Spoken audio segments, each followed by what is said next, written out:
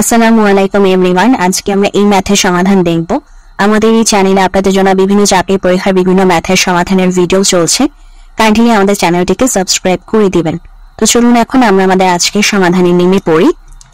এখানে কি বলছে, x + 1/x = 4 হলে x/x² - 3x আমাদের +1 এর মান কত? এটা x² হবে। ওকে, আচ্ছা, তো আমাদের বেসিক্যালি কি বলছে, x + 1/x = 4।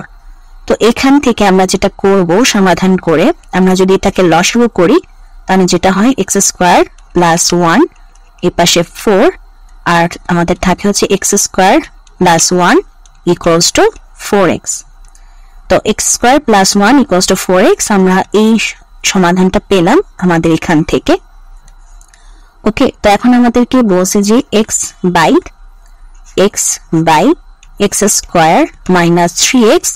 + 1 এটার মান বের করতে হবে।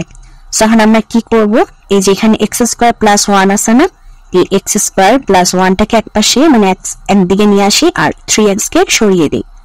ওকে, তাহলে আমাদের কাছে x² + 1 এর মান আছে কত, 4x, আর এখানে 3x আগে থেকেই।